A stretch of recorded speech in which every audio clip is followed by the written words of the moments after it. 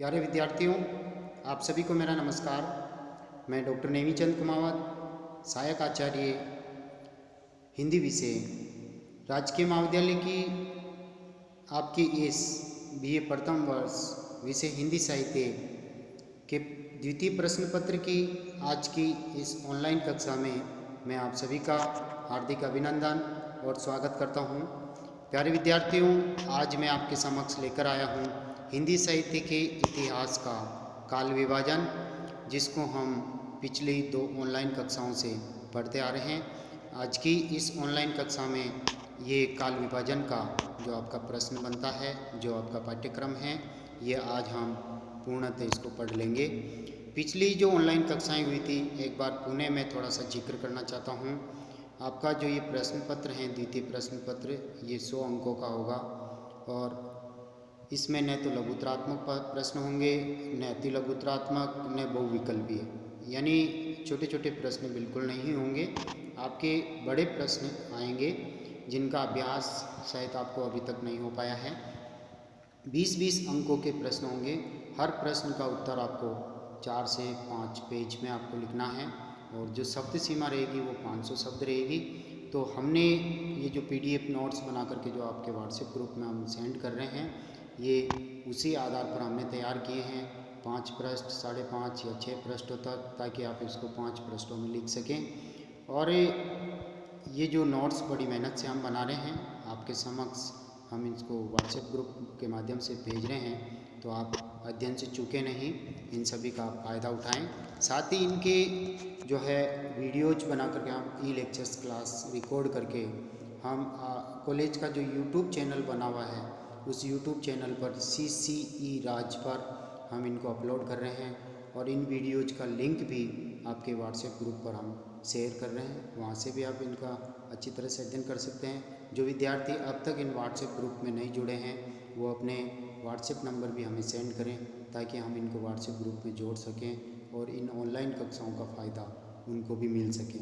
तो प्यारे विद्यार्थियों, जो ये प्रश्न पत्र जो है 2 भागों में विभाजित हैं, एक भाषा विज्ञान और दूसरा हिंदी साहित्य का इतिहास। हिंदी साहित्य के इतिहास पर 20-20 अंकों के 3 प्रश्न आते हैं, 60 अंकों का हिंदी साहित्य का इतिहास है और 40 अंकों का भाषा विज्ञान है।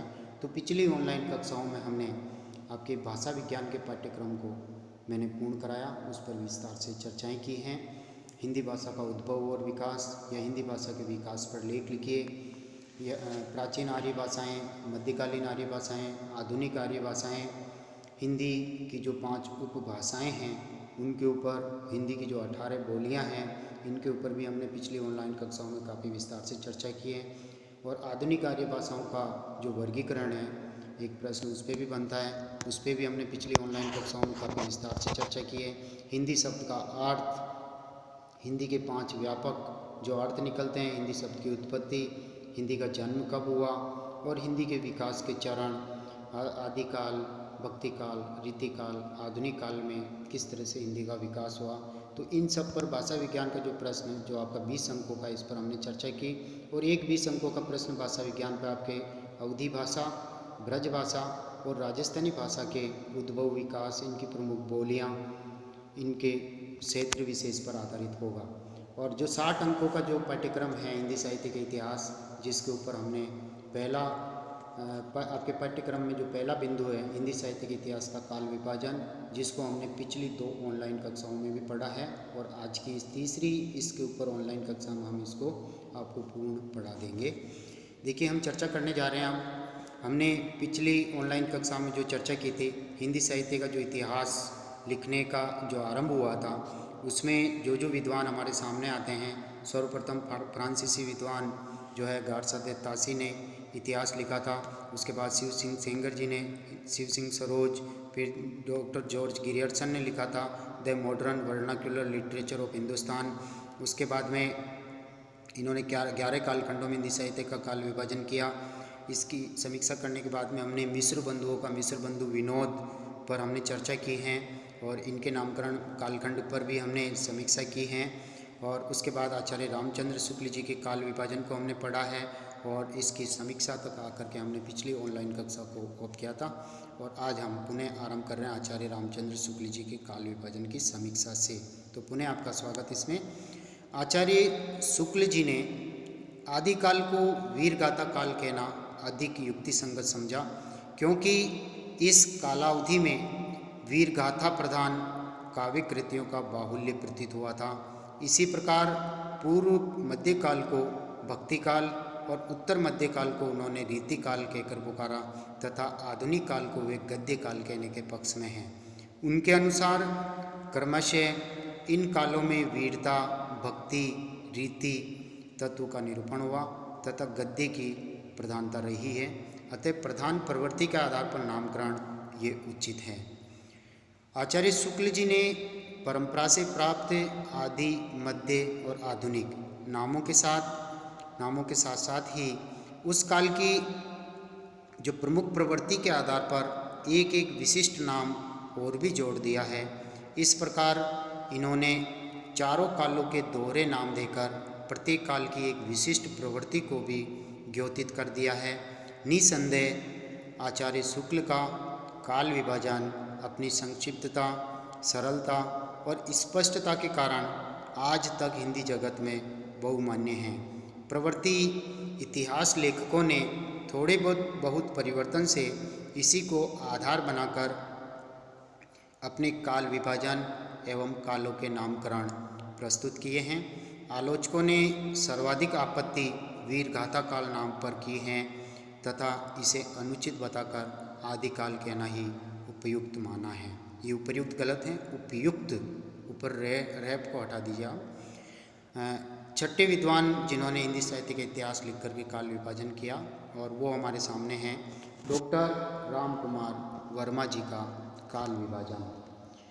इन्होंने हिंदी साहित्य का आलोचनात्मक इतिहास नाम से अपना इतिहास ग्रंथ लिखा जो 1938 ईस्वी में प्रकाशित हुआ। इनका काल विभाजन इस प्रकार है। पहला कालखंड संधि काल 750 विक्रमी से 1000 विक्रमी संवत तक।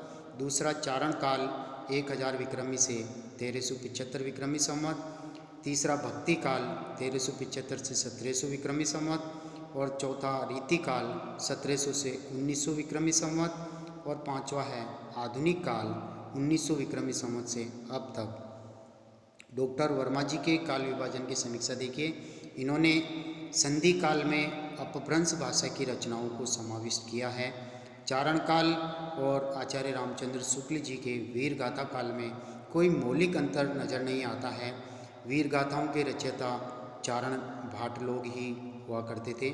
शुक्ल जी ने नामकरण प्रवृत्ति के आधार पर किया, जबकि डॉक्टर वर्मा जी ने रचनाकार के आधार पर किया है। अब हम बढ़ते हैं सातवां काल विभाजन और वो आपके सामने हैं डॉक्टर गणपति चंद्र गुप्त जी का। प्यारे विद्यार्थियों, सातवें काल विभाजन करने वाले विद्वान हैं डॉक्टर गणपति चंद्र गुप्त। इनका काल विभाजन देखिए। इन्होंने हिंदी साहित्य का वैज्ञानिक इतिहास नाम से अपना इतिहास ग्रंथ प्रस्तुत किया जो सन 1965 ईस्वी में प्रकाशित हुआ था। इनके द्वारा प्रस्तुत काल विभाजन इस प्रकार है। इन्होंने प्रथम काल को प्रारंभिक काल कहा है, समय 1184 से 1350 ईस्वी तक। दूसरा मध्यकाल, जिसके इन्होंने दो उपविभाजन किए हैं, पूर्व मध्यकाल और उत्तर मध्यकाल। 1300 पूर्व मध्यकाल का समय 1350 से 1500 ईस्वी तक और उत्तर मध्यकाल का समय 1500 से लेकर के 1857 ईस्वी तक।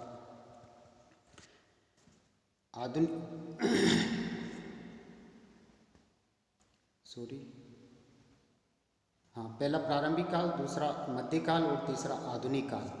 आधुनिक काल का समय 1857 से 1965 ईस्वी तक, यानी अब तक इन्होंने माना है।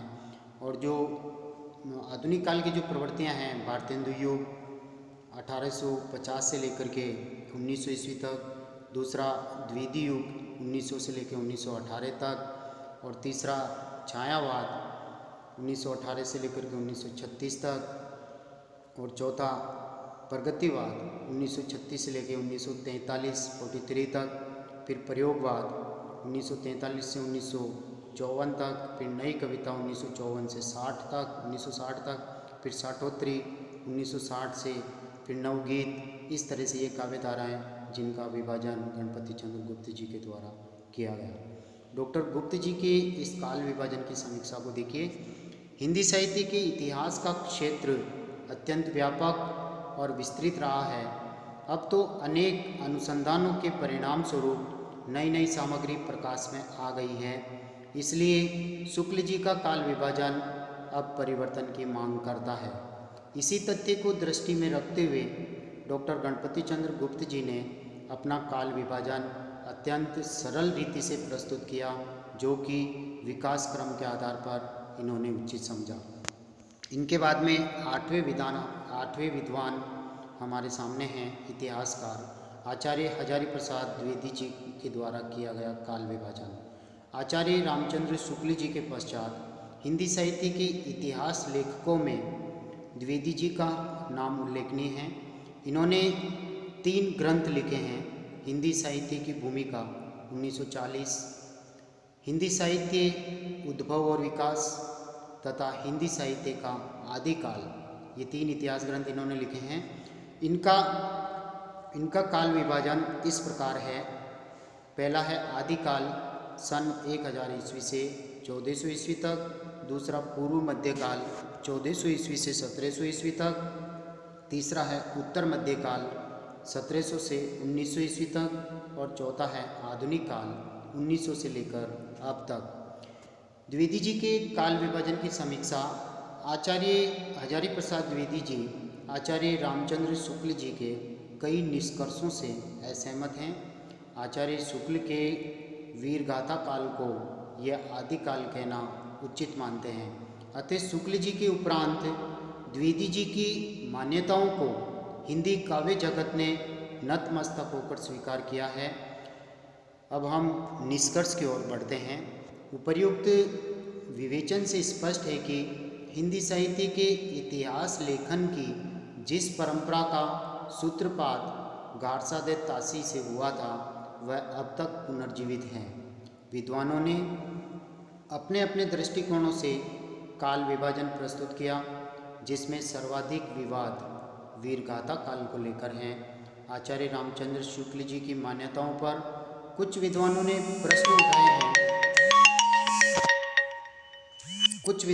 प्रश्न उठाए हैं जो सही हैं, क्योंकि नवीन शोध सामग्री दिनों दिन प्रकाश में आ रही है। इसलिए आचार्य रामचंद्र शुक्ल जी के सामने आज तक के अनुसंधानों से प्राप्त नवीन विपुल सामग्री होती तो निश्चय ही उनके काल विभाजन का रूप कुछ और ही होता। यानी शुक्ल जी के सामने आज के अनुसंधानों से प्राप्त नवीन सामग्री नहीं थी। उन्होंने नोट्स तैयार किए थे, उसी के आधार पर उन्होंने हिंदी साहित्य का इतिहास लिखा और अपने ही दृष्टिकोण से ये काल विभाजन प्रस्तुत किया, जो सर्वमान्य रहा, और पूर्ववर्ती विद्वानों ने उन्हीं को आधार बना करके अपने अपने काल विभाजन प्रस्तुत किए। आचार्य रामचंद्र शुक्ल जी द्वारा साहित्यिक इतिहास लेखन का प्रयास एक ऐसी नींव का पत्थर है जिसके बिना हिंदी साहित्य के इतिहास के भव्य महल का निर्माण अकल्पनीय है। आज आवश्यकता इस बात की है कि नवीन शोध ग्रंथों से प्राप्त निष्कर्षों के उपयोग से विवादास्पद प्रश्नों एवं समस्याओं का समाधान किया जाए और इतिहास की नवीन रूपरेखा प्रस्तुत की जाए।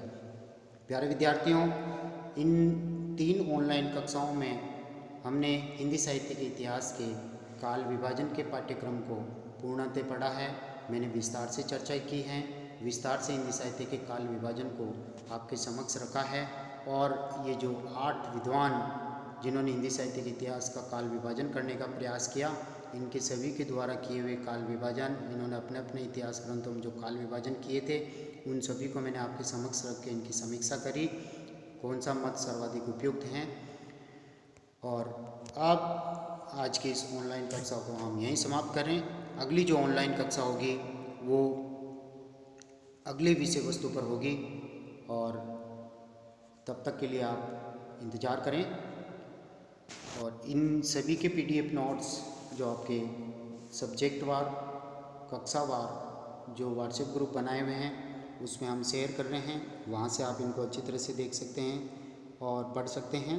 साथ ही इनके सभी के वीडियो जो हैं कॉलेज के CCE राज चैनल पर भी हम अपलोड कर रहे हैं और इनके लिंक जो है आपके व्हाट्सएप ग्रुप में भी शेयर कर रहे हैं। आप सुविधाजनक दृष्टि से जहाँ चाहें वहाँ से भी आप इनको ओपन करके पढ़ सकते हैं। और जो विद्यार्थी अभी तक व्हाट्सएप ग्रुप में जुड़े नहीं हैं वो अपने पर्सनल नंबर, व्हाट्सएप ग्रुप के नंबर हमें सेंड करें ताकि हम उनको भी इन व्हाट्सएप ग्रुप से जोड़ करके इन ऑनलाइन कक्षाओं का फ़ायदा वहाँ तक उन तक पहुँचा सकते हैं। और अगली ऑनलाइन कक्षा के लिए आप इंतज़ार करें। तब तक के लिए जय हिंद, जय भारत। आप सभी को बहुत बहुत धन्यवाद।